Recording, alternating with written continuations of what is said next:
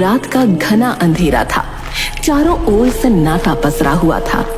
एक आदमी शहर से गांव वापस लौट रहा था। उसकी माँ ने उसे बार बार मना किया था कि रात के समय गांव के रास्तों पर न चले, लेकिन उसने ध्यान नहीं दिया। पर अब बीच रास्ते में उसे कुछ अजीब महसूस हो रहा था। हे भगवान, क्या कोई मेरे पीछे चल रहा है? मुड़कर देखूं या नहीं? माँ कहती है ऐसे में मुड़कर नहीं देखना चाहिए। नहीं, ये सब बकवास है, मैं देख लेता हूँ। उसने मुड़कर देखा तो वहां कोई नहीं था। कोई भी तो नहीं है। पर तभी अचानक झाड़ियों से सरसराहट की आवाज आई। आदमी के रोंगटे खड़े हो गए। उसने अपने कदम तेज कर दिए, लेकिन आवाज उसके साथ आगे बढ़ने लगी, मानो झाड़ियों में कोई उस पर घात लगाकर आगे बढ़ रहा हो। उसने भागने की कोशिश की, लेकिन जैसे ही उसने भागना चाहा, उसके पैर जकड़ गए। बचाओ, बचाओ, ये क्या हो रहा है? उसने नीचे देखा तो एक हड्डियों जैसे हाथों ने उसका पैर पकड़ रखा था। आदमी पूरी ताकत से चीखा, लेकिन अगले ही पल उन हाथों ने उसे खींचना शुरू कर दिया और वो झाड़ियों में घसीटता चला गया। उसकी चीखें धीरे धीरे सन्नाटे में बदल गईं।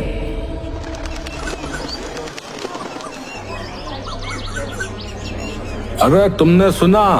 रात को फिर एक आदमी गायब हो गया भैया। हाँ, मैंने सुना। वही आदमखोर बुढ़िया उसे खींच कर ले गई है। कहाँ से आई है ये बुढ़िया है? ये तो बहुत खतरनाक हो गई है भैया। लगता है हम सब मरने वाले हैं।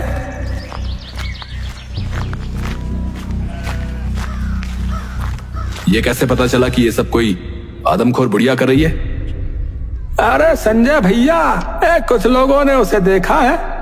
एक दो लोग उससे बचकर भी आए हैं। हाँ, वो बहुत ही डरावनी है। बड़े बड़े दांत, लंबे नाखून और उसके हाथ तो हड्डियों जैसे पतले हैं। और भैया उसकी हंसी, भैया वो हंसी तो रोंगटे खड़ा कर देती है। तुम लोग तो ऐसे बोल रहे हो जैसे तुमने उसे खुद देखा है। अरे भैया भगवान ना दिखाए, भैया ना ही दिखाए भगवान। हाँ, सभी गांव वाले खौफ में थे और उन्हें इस समस्या का हल निकालना था। उन्हें याद आया कि संजय का दोस्त मानव बहुत बहादुर और समझदार है। वो सभी मानव के पास पहुंचे। अब मानव बाहर आओ, सबको तुम्हारी मदद चाहिए। वो आदमखोर बुढ़िया फिर से हमला कर रही है।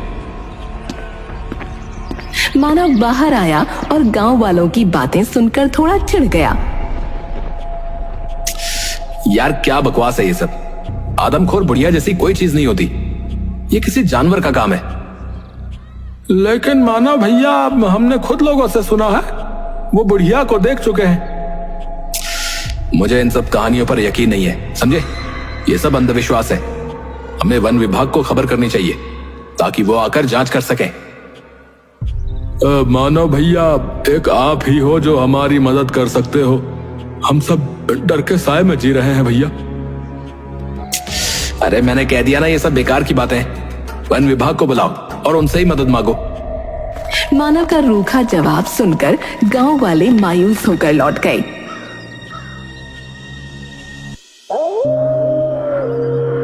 उसी रात शंकर नाम का एक आदमी जो थोड़ा मंद बुद्धि था, अपने घर से बाहर निकला और जंगल की तरफ जाने लगा। जंगल का रास्ता अंधेरे और सन्नाटे में डूबा था।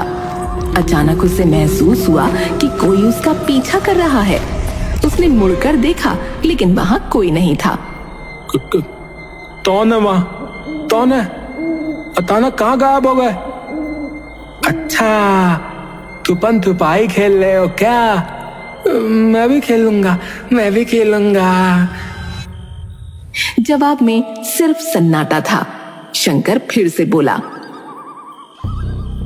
देखो, तुम अगर जवाब नहीं दोगे ना तो मैं नहीं खेलूंगा। शंकर वहां से चल दिया, पर तभी उसे पेड़ों के बीच से किसी की परछाई दिखाई दी। वो रुक गया और ध्यान से देखने लगा। परछाई धीरे धीरे उसकी ओर बढ़ने लगी। ये मैंने तुम्हें ढूंढ लिया, मैंने तुम्हें ढूंढ लिया, चलो बालाओ, चलो चलो। परछाई और करीब आई और एक भयानक हंसी गूंज उठी। शंकर ने भी हंसते हुए उस दिशा में कदम बढ़ा दिए। तभी वो बुढ़िया उसके सामने आकर खड़ी हो गई। उसके मुंह पर बाल पड़े हुए थे, लेकिन उसके बड़े बड़े दांत फिर भी दिख रहे थे। अब पहली बार शंकर को कुछ डर लगा।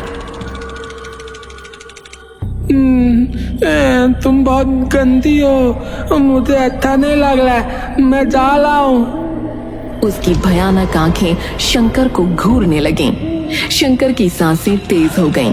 फिर उसने अपनी हड्डियों जैसे पतले हाथ शंकर की ओर बढ़ा दिए और उसे पकड़ लिया। उसने अपने नाखून शंकर के शरीर में डाल दिए। शंकर चिल्लाता रहा और वो उसे अपने साथ घसीट कर ले गई। शंकर संजय का पिता था। अगली सुबह जब संजय को अपने पिता घर में न दिखे तो वो उन्हें ढूंढने निकला।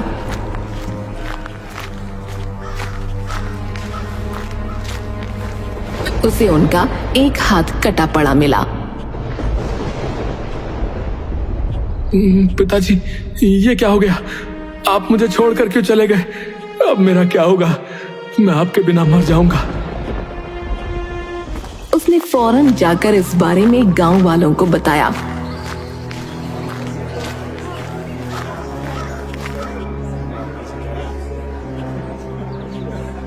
शांत हो जाओ संजय। वो बेचारे कुछ समझते भी नहीं थे, जाने रात में क्यों निकल गए। ये जरूर उस आदमखोर बुढ़िया का काम है। वो धीरे धीरे हम सबको मार देगी। संजय, ये किसी जंगली जानवर का काम है यार। मैंने पहले ही कहा था कि हमें वन विभाग को बुलाना चाहिए, वरना ऐसा ही होता रहेगा। अरे वन विभाग वाले आकर जा चुके हैं, उन्हें कुछ नहीं मिला। मानो बेटा, संजय सही कह रहा है। गांव के लोग डर के साए में जी रहे हैं, कुछ तो करना पड़ेगा। अरे माँ, आप भी शुरू हो गई। पूनम देवी ने गहरी सांस ली और अपने बेटे को मनाने की कोशिश की, लेकिन मानव अपनी बात पर अड़ा रहा। संजय निराश होकर वापस लौट गया। शंकर की मौत के बाद गांव के लोगों ने रात में बाहर निकलना बिल्कुल बंद कर दिया था। एक हफ्ते तक आदमखोर बुढ़िया को कोई शिकार नहीं मिला। फिर एक रात जब पूरा गांव गहरी नींद में सो रहा था, आदमखोर बुढ़िया गांव में आ गई। वो सीधे मानव के घर पहुंची। उसने दरवाजा धकेला और अंदर घुस गई। मुझे भूख लगी है।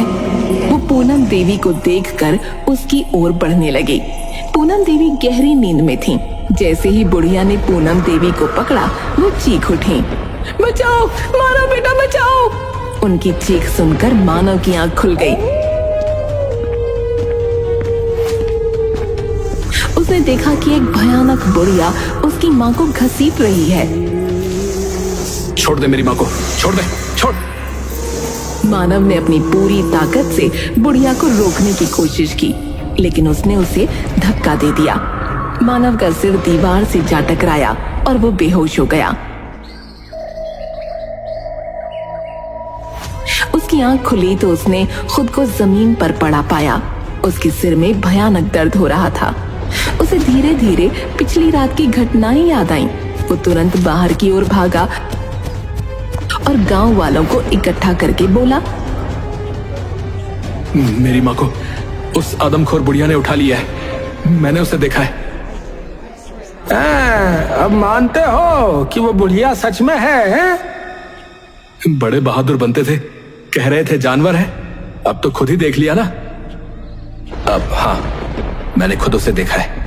वो एक बूढ़ी औरत है, और अगर वो मेरे सामने आ जाए तो मैं उसे तुरंत पहचान लूंगा। वो हमारे ही गांव की कोई बुढ़िया है। वो लाल साड़ी पहने हुए थी, जिस पर सफेद फूल बने हुए थे।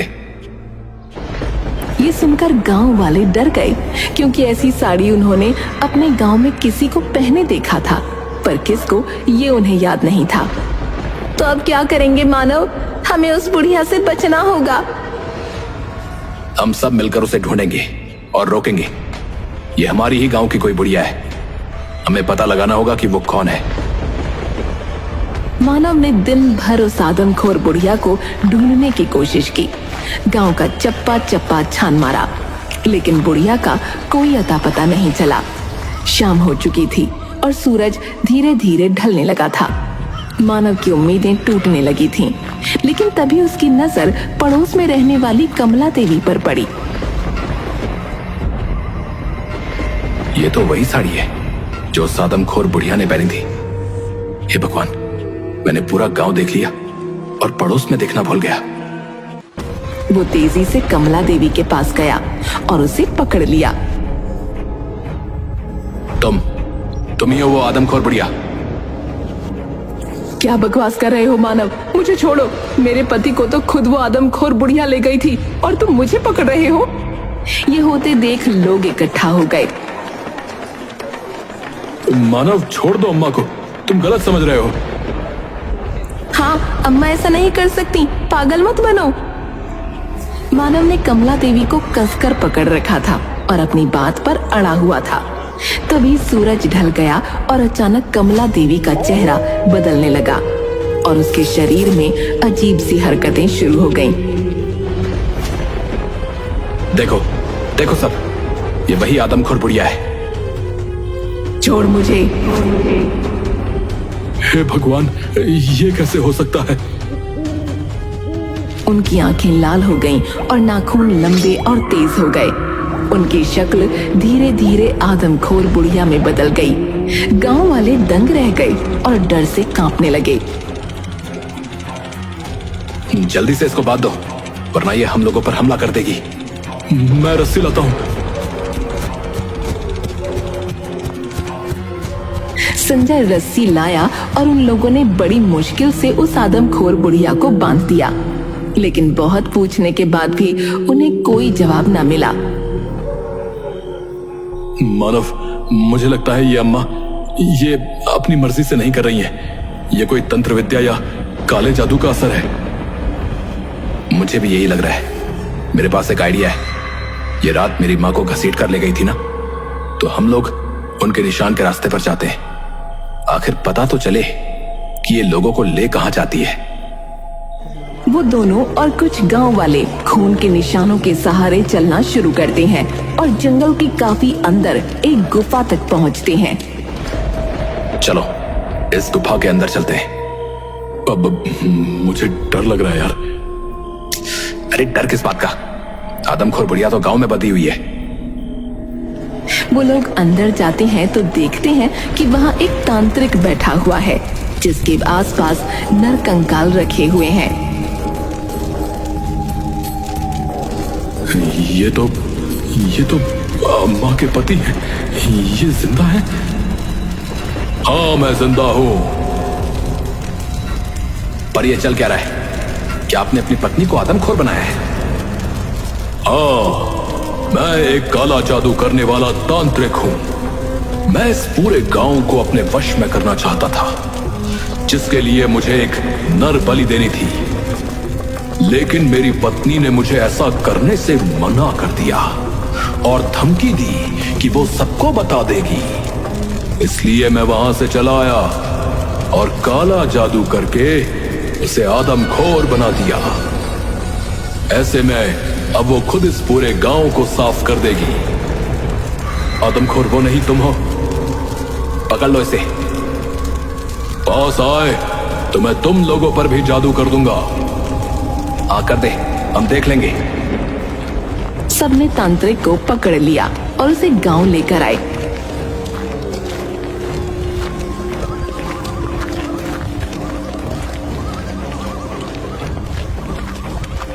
और उसे कमला देवी के सामने बांधकर कमला देवी को छोड़ दिया।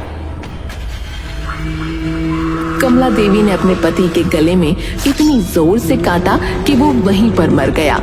उसके मरते ही उसका जादू टूट गया। हे भगवान, ये क्या हो गया? कुछ नहीं हुआ, आप चिंता ना करिए। आदमखोर बुढ़िया का आतंक अब खत्म हो चुका है और उसको शुरू करने वाला ये तांत्रिक भी। सब खुश थे कि ये आतंक खत्म हो गया, लेकिन साथ ही सब दुखी भी थे क्योंकि उन सब ने किसी न किसी अपने को खोया था।